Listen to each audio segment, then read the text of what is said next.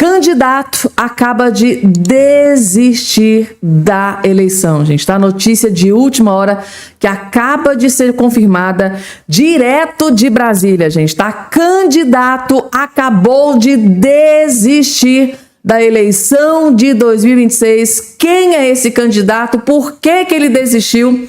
Aí é que vocês vão ficar completamente chocados, gente, tá? Outra bomba que acabou de explodir, gente, tá? Mesmo o STF tendo enterrado a CPMI do INSS, Lulinha, o filho do Lula, pode ser indiciado a qualquer momento, gente, tá? Bomba da bomba da bomba. Lulinha pode ser indiciado a qualquer momento. Essa notícia acabou de ser confirmada direto de Brasília. Jurista vai explicar todos os detalhes dessa notícia, gente, que gerou um pavor no Lula. Lula tá desesperado, Lula tá completamente furioso e revoltado com essa informação que acabou de ser divulgada, e Lula tá desesperado em dobro, gente, tá? Além dessa informação bombástica contra o Lulinha, outra notícia urgentíssima acabou de ser confirmada também neste exato momento, que deixou o Lula devastado, gente, tá? E além dessa informação, ainda temos uma matéria do jornal O Globo que acabou de explodir a maior bomba contra um ministro do STF, gente, tá? Agora, neste exato momento, jornal O Globo acaba de explodir a maior bomba contra um ministro do STF e, por fim, Eduardo Bolsonaro, direto dos Estados Unidos, acaba de explodir uma bomba que atingiu em cheio o ministro do STF, Alexandre de Moraes, gente, tá? A casa caiu para o ministro Alexandre de Moraes. Quem acabou de trazer essa informação foi o Eduardo Bolsonaro, direto dos Estados Unidos. E a notícia que eu acho que vocês vão gostar e muito, gente, tá? Motivos mais do que suficientes para vocês ficarem até o finalzinho do vídeo para não perder nenhum detalhe, gente, tá? Antes eu tenho um convite muito especial para fazer para você que está aí do outro lado me assistindo. Eu quero convidar você a fazer parte aqui da nossa família. Eu quero convidar você a ser um cidadão bem informado que jamais será escravizado. Esse é o lema aqui do nosso canal. Do início até o fim, esse será o lema aqui do nosso canal. Então, quer se manter bem informado, atualizado 24 horas por dia, todo santo dia? É só você se inscrever aqui embaixo no canal. Não é aqui que você vai se inscrever no vídeo, não, gente. É aqui embaixo, aqui na plataforma da onde você está me acompanhando. Aqui embaixo vai ter em algum lugar aí a palavrinha chamada inscreva-se, inscrever-se. Você vai fazer isso aqui, ó. Clicar em cima, senta o dedinho em cima, que na hora você já vai estar inscrito gratuitamente e automaticamente aqui no nosso canal. E ó, gente, não esquece de deixar o like, deixa o joinha, tá? Faz muita falta quando você abre um vídeo, já não vai deixando o like de vocês, gente, tá? Abriu um vídeo, Fabiana Cardoso, dá uma ajuda aqui tremenda para o nosso trabalho, você já entrar deixando, sentando o dedinho aí no joinha, que dá uma força gigantesca aqui para o nosso trabalho. Vocês estão preparados, gente? Se estiver de pé, senta, fica confortável, pega a pipoca e fiquem aí preparados, porque é uma pancada atrás da outra que eu vou trazer. E logo de cara, gente, tá? Vamos lá, porque agora a notícia é terrível pro Lulinha, gente, tá? Mesmo o STF tendo enterrado, né, a CPMI do INSS, segundo o jurista Dr. André Marcília, Lulinha pode ser indiciado, sim.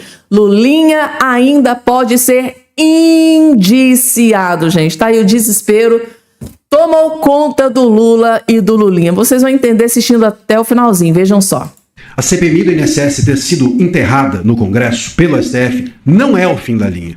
Não é o fim da linha. Eu sei que estou vendo muita gente desanimada. Desde quinta-feira o pessoal está em depressão. Parece que acabou o mundo. Não é assim. Não é assim. Ah, é uma derrota. É uma derrota. Ah, o Mendonça foi derrotado ou o Mendonça quis ser estratégico para expor os ministros. Não interessa. Claro que é uma derrota. E a gente precisa entender a derrota. Mas a gente não pode cair diante da derrota. E eu vou te contar agora por que não pode cair. Por que não é uma derrota definitiva. Perde-se a batalha, mas não a guerra. Veja só, esse relatório final, ainda que não tenha sido aprovado, ele vai ser encaminhado para o Ministério Público Federal, com as sugestões de indiciamento de todo mundo, inclusive do Lulinha. E esse relatório final não aprovado, pode sim servir para que as autoridades públicas indiciem todos esses personagens, inclusive o Lulinha. Isso vai para a primeira instância. Na primeira instância não tem tanta influência política como nas últimas instâncias. Então pode ser sim que o Lulinha venha a ser indiciado. Pode ser sim que esse caso siga adiante na Justiça Federal. E vai seguir adiante porque o caso do INSS está também na parte judicial e na parte de Polícia Federal com o André Mendonça, e ele vai seguir. Então não acabou nada. Só o Congresso é que, enfim, deixou de exercer o trabalho que vinha exercendo e que é muito importante, porque o Congresso cutuca a Polícia Federal, cutuca a imprensa, cutuca a opinião pública, expõe os fatos, joga luz, joga holofote, e isso estimula a que todos nós estejamos atentos e que a polícia investigue com mais vigor. Mas sem o Congresso, não quer dizer que as coisas não sigam. A gente continua aqui. E a polícia continua fazendo o trabalho dela. E o Mendonça vai seguir fazendo o trabalho dele, à frente do Master, à frente do INSS. E a imprensa segue fazendo o trabalho dela de expor os fatos. Só o Congresso, que nesse momento sai do jogo. Mas o jogo não acabou. O Mendonça continua com a bola. A Polícia Federal continua investigando. A imprensa continua cobrindo e nós precisamos continuar estimulando. Então essa história de agora já acabou, isso aí não dá em nada, é sempre a mesma coisa, nada resolve, é burrice. Burrice, porque não dá. Bom, entrega o jogo. Se você entrega o jogo, alguém que olha você entregar o jogo, vai lá e pega o teu jogo e joga. É assim na vida. Esse emprego aqui já não vai ser pra mim mesmo, eu vou perder. Vai alguém lá e ganha teu emprego. Essa mulher aqui eu não vou conseguir conquistar. Vai alguém e conquista a tua mulher. Ou a mulher que você quer. Ou o homem, tanto faz, ou o que for. Que hoje eu já nem sei mais se existe homem ou mulher, a gente já não sabe mais nada. O ponto, meus caros, é o seguinte. O jogo não acabou, não é o fim da linha. Não dá pra gente ser derrotado tão fácil. Isso é ingênuo da nossa parte. Ingênuo é achar que vai dar em alguma coisa. Não, ingênuo é acreditar que as coisas acabam quando uma delas deu errado.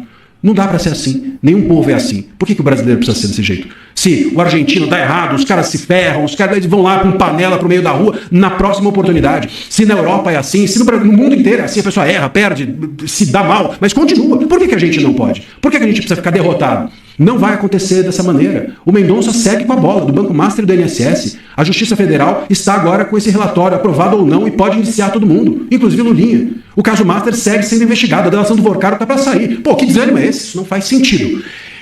Enfim, é o meu desabafo. Porque... Gostei, gente. Gostei desse desabafo do doutor André Marcia, que juridicamente explicou para a gente nos mínimos detalhes que...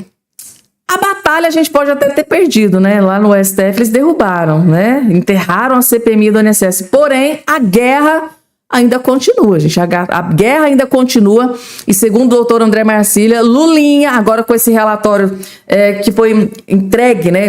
O presidente, né, da CPMI do INSS foi lá, entregou o relatório para a Polícia Federal. E pode ser que o Lulinha possa ainda ser indiciado. Segundo o doutor André Marcia, Lulinha ainda pode ser indiciado agora com esse relatório sobre posse da ala boa da Polícia Federal. Diga-se de passagem, tem a ala podre e tem a ala boa da Polícia Federal. Então, através dessa ala boa da Polícia Federal, com esse relatório entregue nas mãos da Polícia Federal, Lulinha ainda pode ser indiciado, sim, segundo o doutor André Marcia. E agora, gente, larguem tudo que vocês estão fazendo, porque o que eu vou trazer é o melhor vídeo que vocês vão assistir, né, gente? Hoje eu prometo que esse vídeo vai valer a pena cada segundo da sua atenção. Doutor, maior jurista, né, gente, tá? Walter Mairovich arrebentou com o ministro do STF, Alexandre de Moraes.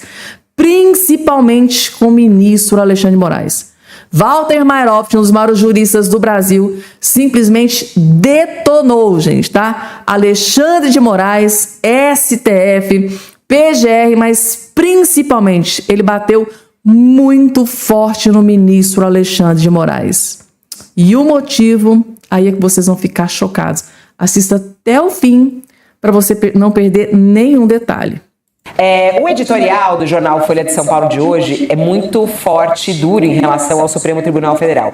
República do Supremo que pode tudo, né? O editorial diz que, começa dizendo assim, para o ministro do Supremo Tribunal Federal, tudo, para os demais cidadãos, a lei, né? Tal como amplamente interpretada por um ministro do Supremo. Cristaliza-se no Brasil um regime anômalo de prevalência de 10 indivíduos sobre o restante da sociedade. É um editorial duro, firme em relação à postura do Supremo como um todo, e ele inclusive termina dizendo, abre aspas aqui o editorial da Folha, é inevitável que caminhe no Congresso uma reforma para recolocar o Supremo Tribunal Federal em seu lugar constitucional. Queria te ouvir, Mairoviti.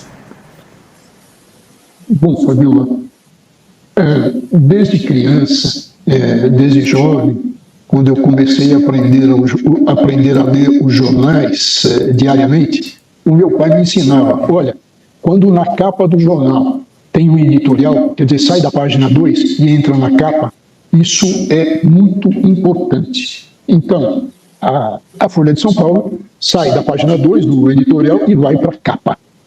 Isso é importante porque é tudo que a gente está vendo.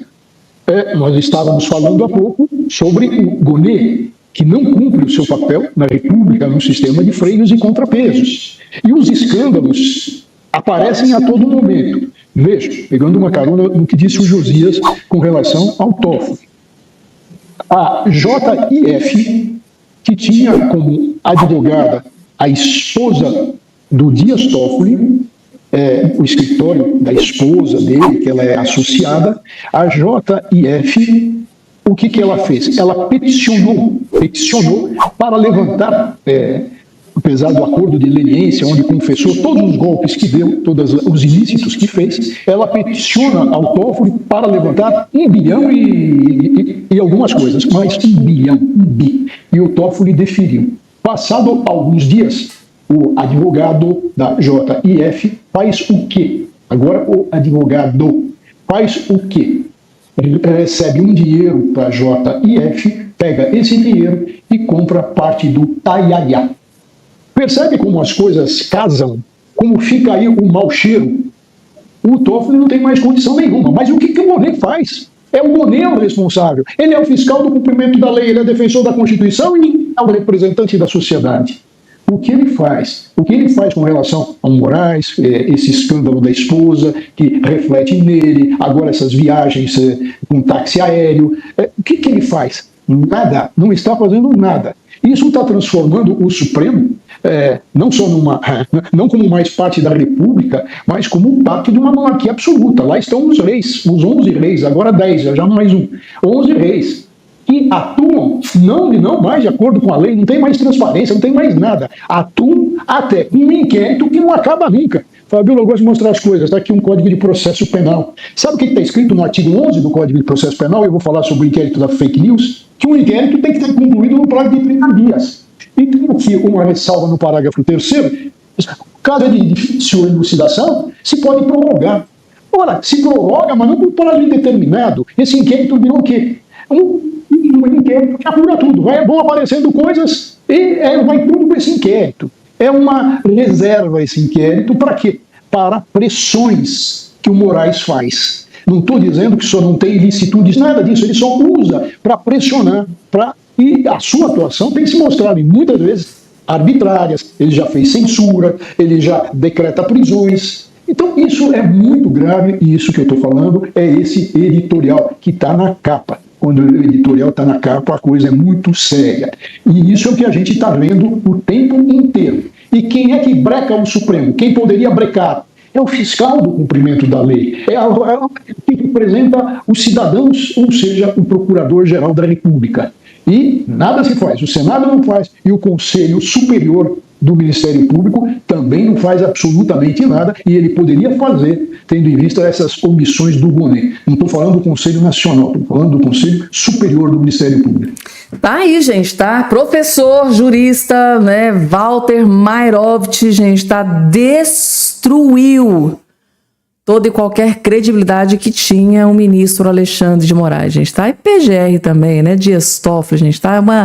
Virou uma esculhambação, gente, tá? E se saiu na Folha, na manchete, na primeira página, né, da Folha de São Paulo, é porque é extremamente grave. É praticamente como tá ali para todo mundo ver mesmo. Não tá na segunda, não tá na terceira página, é na manchete mesmo, que quem visualiza o jornal já dá de cara ali com a manchete da esculhambação que está acontecendo dentro do STF. Eu só consigo me lembrar daquela fala, gente, do doutor André Marcília, quando ele chama o Paulo Gonet de inútil, né?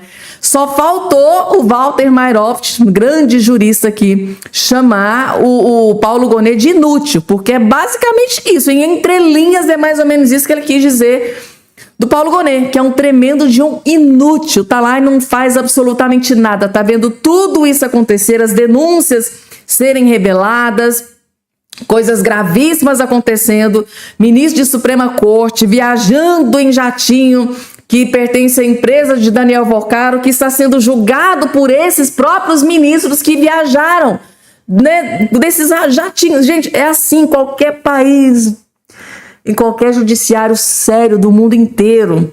Alexandre de Moraes, Dias Toffoli, o próprio PGR já teriam sido afastados do cargo há muito tempo. Em qualquer país sério, onde a Constituição, onde a Justiça, o Código Penal é levado a sério, todos eles já teriam sido afastados dos cargos assim há muito tempo. Mas aqui, né, gente, é Brasólia. É a República das Bananas, onde tudo aconteceu. É tão grave que, gente, isso aqui não é uma monarquia. Eles se consideram reis, intocáveis. Que é isso, gente? São funcionários pagos com dinheiro dos nossos impostos, são funcionários. E a gente, vendo todas essas atrocidades, supostos crimes sendo, né, cometidos à torta e à direita, e ninguém pode investigar, são intocáveis. É como se fossem reis. Eles acham que estão numa monarquia. São reis intocáveis, professores de Deus, ninguém pode criticar, ninguém pode nada, gente, tá? Ninguém pode nada. Aí o Walter Mairoft, o jurista, professor, foi lá e detonou, gente, tá? Partiu pra cima do Alexandre de Moraes, Dias Toffoli, PGR, sem dó, e expôs muitas e muitas verdades, gente, tá? Inclusive eu encontrei aqui, na verdade vocês me enviaram lá no direct do meu Instagram, gente. Vocês são ninjas, como eu tenho orgulho de cada inscrito aqui desse canal. Vocês me enviaram lá, pediu para colocar aqui no canal, tá aqui, gente, tá? Que comentário belíssimo, gente, tá? Da Cris Monteiro de São Paulo. Ela arrebentou Alexandre de Moraes, assim, gente, de forma cirúrgica. Bateu forte, vejam só. Viajou não é porque o Moraes viajou 8 vezes em jatinho do Vocaro, nem porque ele ia beber uísque e fumar charutos na sala secreta da mansão de Vocaro, nem porque no dia da prisão do banqueiro os dois trocaram mensagens, nem porque a esposa de Moraes tinha um contrato de 129 milhões com o Master, muito menos porque Moraes participava das extravagâncias de Vocaro em Londres, que o Moraes tem algum tipo de relação com o Vocaro, tá bom? Não vamos começar a fazer fofoca. Vocês são muito maldosos, puxa. Não, gente, não. O Moraes, depois de todos esses indícios, depois de todas essas revelações, esses escândalos, é tudo coincidência. Moraes não tem nenhum tipo de envolvimento com o Daniel Vocaro. Não tem, gente. Qualquer coisa ao contrário será ilação, mentira.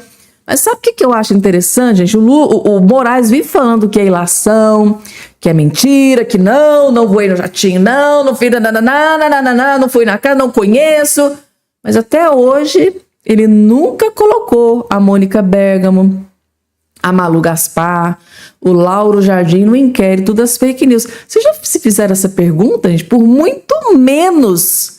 Muita gente já foi parar lá naquele inquérito das fake news. Por que será que o Moraes não coloca Mônica Bergamo? Inclusive agora nessa matéria do jatinho, deixou ele muito furioso. Ele não colocou a Mônica Bergamo no inquérito das fake news. Ou será que o que ela está dizendo não é fake news? Ele nunca colocou a Malu Gaspar no inquérito das fake news. Será que tudo que foi dito pela Malu Gaspar realmente era verdade? E o Lauro Jardim, tudo que ele expôs, né, do Alexandre de Moraes, ele também não foi incluído no inquérito das fake news. Ou seja, dá pra gente interpretar que tudo que eles falaram era verdade, porque se realmente fosse mentira, o Moraes, ó, já tinha colocado eles lá, ó, no inquérito há muito tempo. A gente fica assim, pensamento solto, né, gente? Tá? Por que será que Moraes nunca colocou esses jornalistas no inquérito das fake news? Por que será? Por quê? Coloca aqui embaixo a opinião de vocês. E agora, gente, desespero bateu na porta de Lula da Silva, gente. Mais uma pesquisa acaba de ser publicada e Flávio Bolsonaro destruiu Lula novamente. Flávio Bolsonaro lidera sobre Lula no Paraná. Gente, é uma pesquisa atrás da outra. Isso aqui, gente, tá? Cada pesquisa que sai é como se fosse uma flecha fincada no peito do Lula, do desespero que vira ali dentro daquele Palácio do Planalto. Pesquisa Atlas Intel mostra o senador Flávio Bolsonaro à frente do Lula da Silva do PT nas intenções de voto para presidente no Paraná. Tá aqui, cenário 1, primeiro turno, gente. Mas é assim, anos-luz na frente. O Flávio Bolsonaro deixa o Lula comendo poeira, gente, tá? Meu Deus, Flávio Bolsonaro 52%, Lula do PT 35%. É muita diferença, gente. É muita. Sei que basicamente o que aqui? 18%, 17% à frente. Aqui nessa pesquisa, gente, tá, o Flávio Bolsonaro está cerca de 17 não, 18, 19, praticamente que 18, 19% à frente do Lula, gente. O Lula deve estar desesperado com essa notícia. E tem mais, gente. Outro que deve estar desesperado é o Toffoli, tá? Mais uma bomba.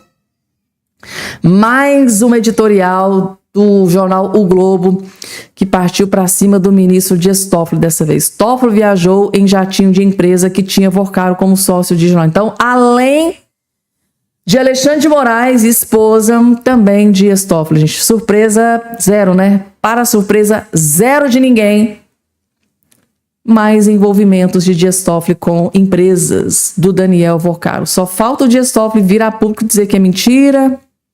Só falta o Dias Toffoli vir a público dizer que, olha, não tenho nenhum tipo de relação com o Daniel Vorcaro, empresas do Vorcaro.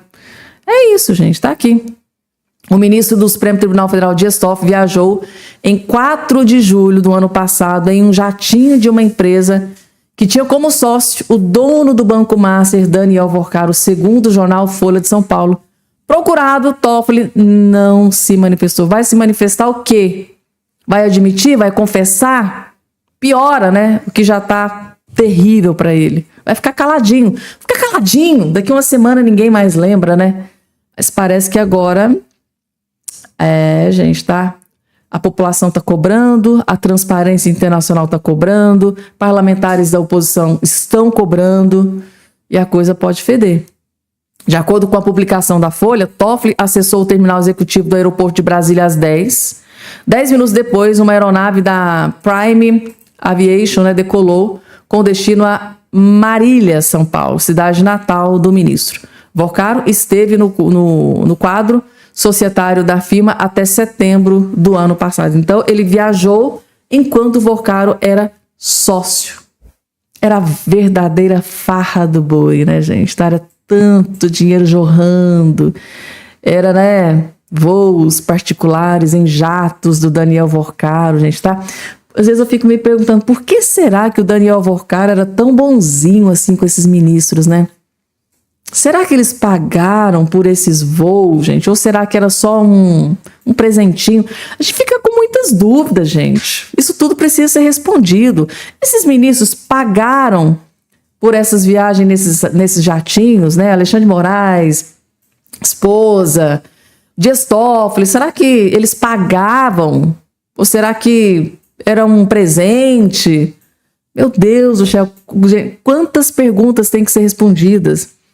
E mais desespero, gente, tá? Sem maioria no Senado, Lula já demonstra sinais de desespero, gente. Tá com a oposição que vai dominar o Senado Federal. Sem maioria no Senado, Lula diz que senador pensa que é semideus. Agora o Lula tá partindo para cima até dos senadores. O homem tá tão desesperado que ele tá indo até para cima dos senadores, porque tá percebendo que ele vai sofrer uma derrota cachapante no Senado nesse próximo pleito eleitoral.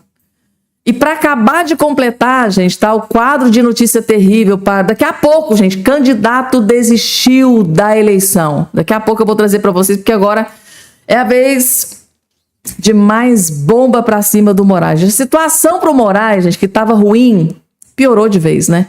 Aviões ligados a Vorcaro, voos de Moraes custam R$1 milhão. Então aqui, gente, tá? Endossa aquela pergunta que eu acabei de fazer.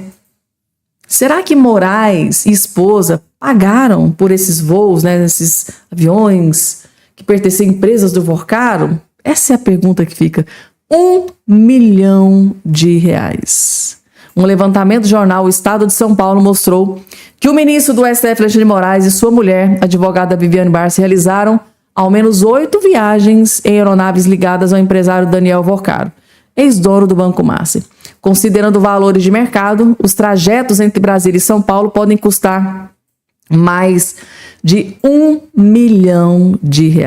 E a pergunta que fica é: Moraes e esposa pagaram esse R$1 milhão ou não? É uma pergunta que eu gostaria de ter a resposta, gente, tá? Falando em resposta, teve candidato que desistiu, gente, tá?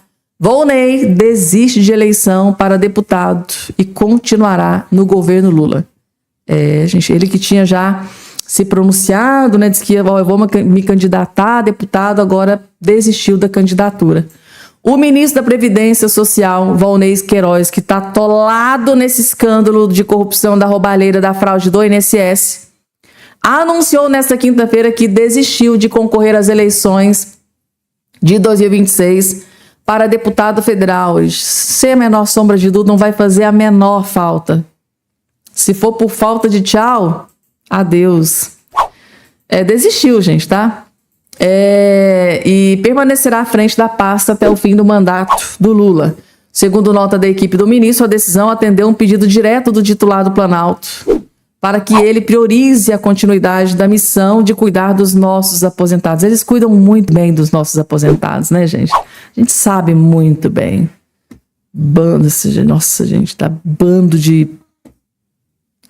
Então, tá aqui. De acordo com o comunicado, Volney permanece no cargo para proteger os nossos idosos, tá? Então, tá aí, gente, tá? Tá atolado até o pescoço nesse escândalo e o Lula decidiu que ele fica ali no seu posto cuidando do dinheiro dos velhinhos. Eles cuidaram muito bem do dinheiro dos velhinhos, né? Ai, gente, eu fico furiosa com um trem desse. Desistiu da candidatura. Volney Queiroz, grande aliado do Lula, desistiu de disputar a vaga de deputado federal. Graças a Deus, gente, tá? Graças a Deus. E Rony Gabriel explica tintim por tintim plano de Gilberto Kassab, o todo-poderoso grande articulador político do PSD. Plano do Gilberto Kassab com Flávio Bolsonaro para enterrar de uma vez por todas politicamente Luiz Inácio Lula da Silva. O Lula, gente, tá? Se ele assistir esse vídeo aqui, ele vai ter um infarto fulminante. Assista pra vocês vão entender. O Kassab jogou e escolheu o Caiado como seu candidato a presidente. Só que o motivo que ele fez isso explica muito mais se quem vai ganhar a eleição é Flávio ou Lula do que de fato ter um candidato à presidência. Você quer entender essa história? Pega a pipoca, segue o Rony que eu vou te contar os detalhes. No dia 28 de janeiro desse ano, no dia que o Caiado se filiou ao PSD, eu fiz um vídeo explicando por que o Kassab tinha 3 candidatos. Eu já vou deixar aqui um trecho desse vídeo para mostrar para vocês que tudo que eu falei lá aconteceu exatamente como o roteiro. Só que, o que está acontecendo hoje? Bom, Eduardo Leite não citou o Caiado e diz estar desencantado e que a escolha do PSD mantém radicalização polarizada no Brasil. Prestem muita atenção em todas essas notícias aqui que vocês vão lembrar delas daqui a pouquinho.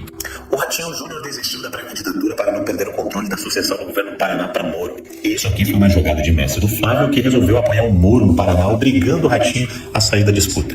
E por fim, candidatos e governadores do PSD ignoram nas redes lançamento de Caiado à presidência. Prestem atenção nesse detalhe aqui também, porque vocês vão ficar assustados com o vídeo que eu vou mostrar agora para vocês, que é o vídeo que eu postei no dia 28. Mas não se esqueçam de que Lula, depois que Eduardo Leite desistiu, confirmou que Geraldo Alckmin será o candidato a vice na chapa que disputará a eleição. Por que eu tô lendo todas essas notícias, vocês já vão entender. Mas olha só, essa parte também é interessante. Que anistia Bolsonaro, terras raras, combate ao crime, as propostas de Caiado no seu primeiro discurso. Bom, Por que eu li todas essas notícias? Presta muita atenção nesse vídeo que eu postei no dia 28 de janeiro desse ano, no dia em que o Caiado se filiou e que ninguém tinha entendido nada.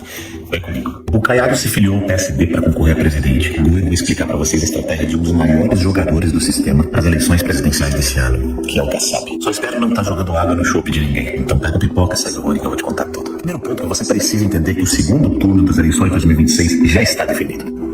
Flávio Bolsonaro e Luiz Inácio Lula da Silva. Esse é o segundo turno das eleições de 2026 e não tem conversa pra ninguém. E o Kassab sabe disso. Por que ele trouxe o Caiado pra concorrer como presidente? Vamos falar primeiro do Caiado. O Caiado conversou com o Bolsonaro, e assim como o próprio Zema conversou com o Bolsonaro, e o que ele disse? O Bolsonaro disse que é bom que tenha o máximo de candidaturas de direita no primeiro turno. E de fato, isso faz um certo sentido. Por quê? Essas foram as últimas eleições. Luiz Inácio Lula da Silva contra Bolsonaro. O segundo turno também já estava definido. Quando se ia pro debate, você tinha Ciro Gomes que atirava pra todo lado, a traidora da Soraya Tronic, que representava alguém que era bolsonarista e se arrependeu à morte, bom, você sabe, né? Soraya Tronic. Simone Tebet, que fazia um discurso de centrão, nem Lula nem Bolsonaro, virou o quê? Lula, ou seja, ajudava mais o Lula durante os debates. O Felipe Dávila, que fazia um papel de liberal, não ajudava tanto o Bolsonaro. E a figura icônica do Padre Kelman, que ajudou muito o Bolsonaro durante os debates. E isso acaba se tornando importante por quê? Porque acaba tendo mais tempo de fala, mais tempo de visibilidade dos candidatos. Ou seja, Lula tinha 2 do lado dele, 2 neutros, e contra ele apenas Bolsonaro e Padre Kelman. Ter Caiado e Zema, por exemplo, num palanque, desde que eles não batam no Flávio Bolsonaro, realmente é muito interessante numa estratégia de debate no primeiro turno presidencial. Porque assim como aquela eleição a gente já sabia que era Lula e Jair Bolsonaro, nessa eleição a gente já sabe que é Flávio Bolsonaro e Lula, os outros não têm a menor chance. Esse cara, como um gênio do jogo político, ele tá olhando da seguinte forma: até as eleições a gente entender que Flávio vai ganhar as eleições, a gente bota um candidato do PSD, e no segundo turno a gente pula pro lado do Flávio. Gente, deu pra vocês entenderem as jogadas do Gilberto Kassab, né? Principalmente depois das últimas decisões que ele tomou, né? Realmente, ele descartou o Eduardo Leite.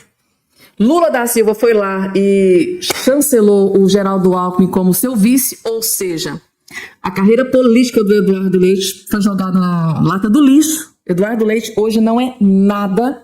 Eduardo Leite hoje não é nada. Gente, resumindo aqui pra vocês, o Eduardo Leite, esse esquerdista do Eduardo Leite, petista do Eduardo Leite, ele foi descartado não só pelo Gilberto Kassab, mas também foi descartado pelo Lula.